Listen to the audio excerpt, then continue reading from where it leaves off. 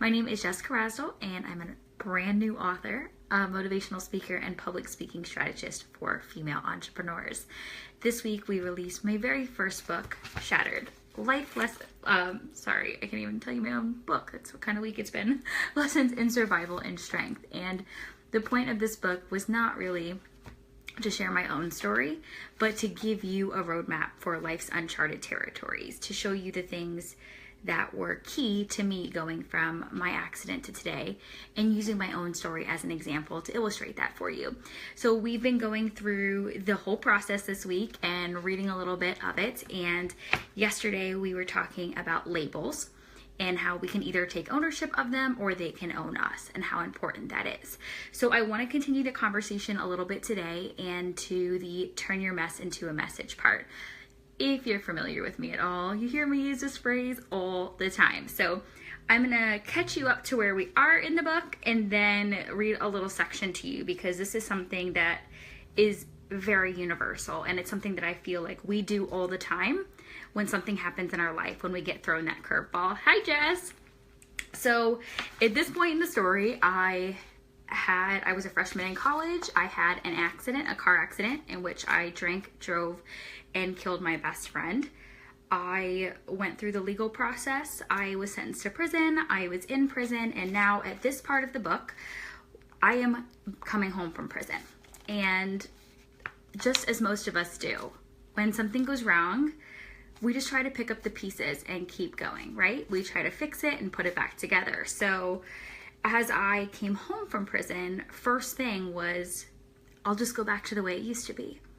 I had dropped out of college in order to get sentenced, so I just assumed I would re-enroll in school. I would go back to the University of South Florida, I would finish my degree, and life would go on as it had before. The reality was, I was really hiding from that label. I didn't know who Jessica was anymore, and I didn't want to be the girl in the car accident. So at first, I didn't want to keep doing the presentations that I had been doing.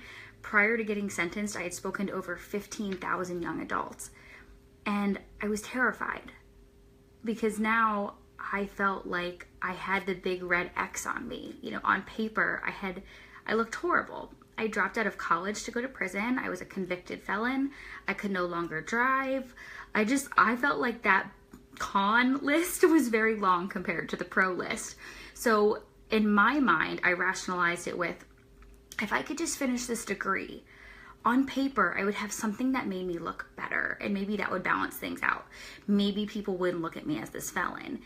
In reality, looking back, a piece of paper doesn't change the work that I'm doing, the people I'm serving, the heart that I have for this, but at that time, I really felt like I needed to be validated. But let me tell you what happened. So I jumped on the computer and I tried to re-enroll in classes, and it wouldn't let me. I was super confused. I had been at the University of South Florida for a while. I had a scholarship. Why wouldn't this work for me? Hi, Meg. So I called admissions and told them, hey, I'm trying to enroll in next semester, but it's not letting me. And she said, okay, give me your information. Let me look you up.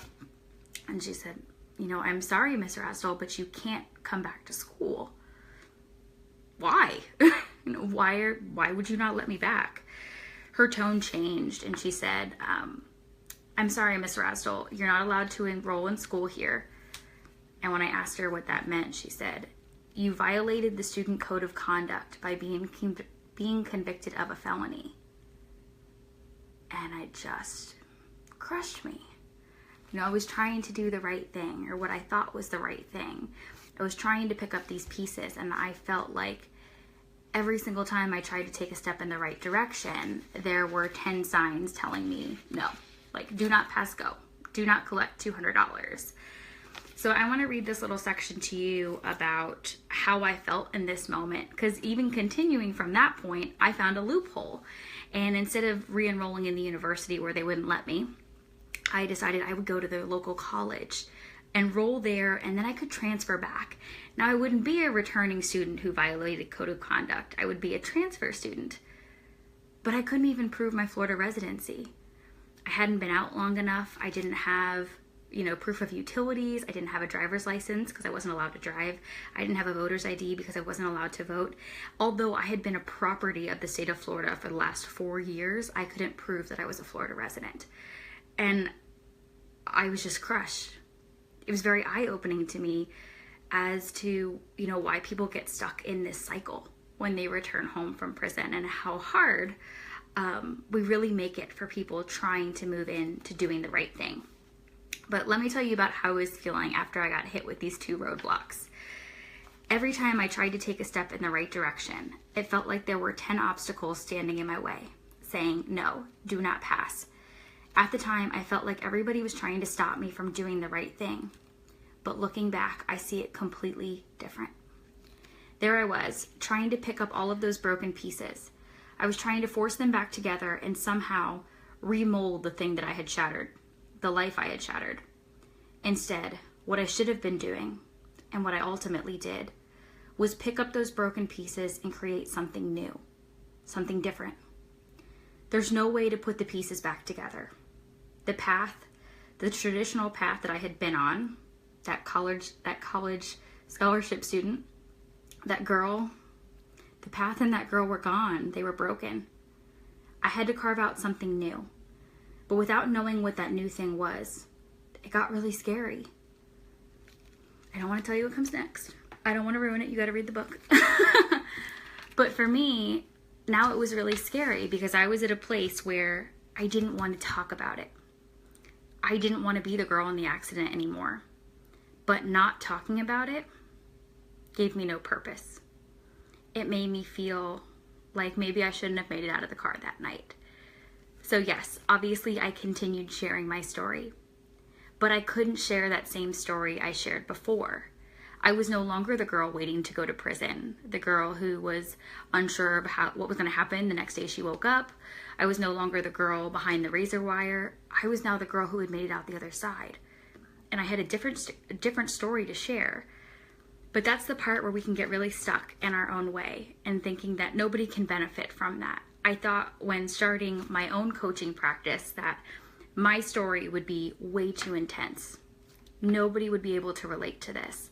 It would be a turnoff, I would have no clients, and I would ultimately not be able to help anybody. I put myself at the center of that rather than everybody else around me and all the people I could be helping. So I know sometimes when we look at our mess through our own eyes, it can just feel way too messy and something that we kind of want to brush under the rug or hide in the closet. But you have no idea what others need to hear. You have no idea what message or lessons they're going to take from it. You have no idea the power of your story. And being able to take the story that was once only for high school students or those college freshmen like I had been, and now understanding that there was a universal message there, a message of hope, and being able to translate that into something so much bigger for others, that's what ultimately allowed me to turn that mess into a message. So I want to challenge you today that those stories that you think are meant to be hidden or locked away, that maybe there's a new way to look at it.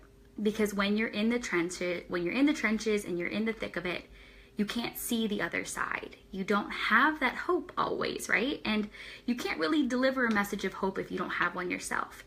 So now that you've made it out the other side, now that you are that strong, resilient survivor, when you look back on your story, what are those messages of hope that you can pull out? Just like me getting rejected from going back to college. At the time, I felt like they were roadblocks. But what those roadblocks did was guide me down a different path, because instead of going back to school and maybe going into a lot of debt and doing all of those things, I ended up opening my coaching business and changing the whole path of the future that I had planned for the one that was planned for me. So that's my homework for y'all today, is to revisit your own stories and look at them from this new perspective and try to pull out the universal messages that you can use to help others. Because yeah, it's not always pretty. Our stories aren't always fun or things that we want to share, but think about the good that it can be doing for somebody else, the hope that you can be instilling in them, and that ultimately that push that you're going to get them to the next phase of their life. So if you haven't yet, hop on over to Amazon, grab your copy of Shattered because Amazon put it on sale today, so you should totally go snag it while it's on sale.